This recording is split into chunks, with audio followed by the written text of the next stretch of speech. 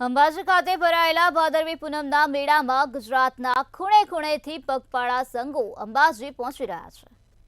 ત્યારે મેળાના છઠ્ઠા દિવસે રાજકોટથી 425 કિલોમીટર પગપાળા ચાલી મહિલા પુરુષો સાથે બાળકો પણ આજે અંબાજી ખાતે પહોંચ્યા છે।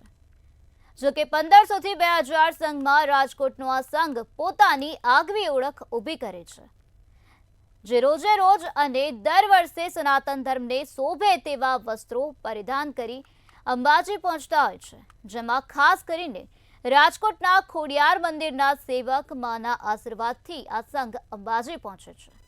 અને રસ્તામાં પણ અનેક કેમ્પો ઉપર રાસ ગરબા અને તલવારબાજીના કરતબો કરવામાં આવે છે।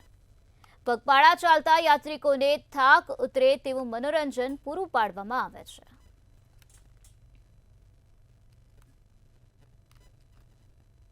આજે 13મા દિવસે આજ રાજકોટથી 410 કિલોમીટર કાપી અમારો પગપાળા સંઘ આજ ચાચર ચોકમાં પહોંચ્યો છે। સૌને આનંદ ઉલ્લાસ છે, તમે જોઈ શકો છો। બધા માટે આજ અમારી વિશેષતા એ છે કે માના આજ મોટા પ્રસંગમાં, જેને કહી કે માનો જન્મોત્સવ છે, ત્યારે આજે અમે કોઈ પણ લગ્ન પ્રસંગમાં જતા હોય એ રીતે તૈયાર થઈ 15 દિવસની 15 જોડી કપડાં લઈ અને અમે સાથે લઈને આવીએ છીએ।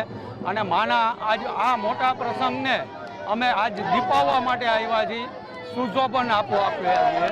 સર્વેને જય અંબે। રાજકોટનો સંઘ છે એક વિશિષ્ટ સંઘ છે। આવા અંબાજી મંદિરમાં જે સંઘો હોય છે એમાં લાલ દંડવાળો સંઘ, રાજકોટથી આવતો સંઘ, આવા કેટલાક સંઘો વિશિષ્ટ સંઘ, વિશિષ્ટ પોતાની ઓળખ લઈને આવે છે। રાજકોટથી આવતો સંઘ એક ટ્રેડિશનલ, એ લોકો બધા જે પદયાત્રીઓ છે એક જ પ્રકારના વેશમાં હોય છે અને રોજે રોજ એમના વેશ આખા બદલાતા હોય છે। અને આ રાજકોટથી જે સંઘ પદયાત્રી સંઘ જે છે એનું મંદિર ટ્રસ્ટ વતી હાર્દિક સ્વાગત કરું છું।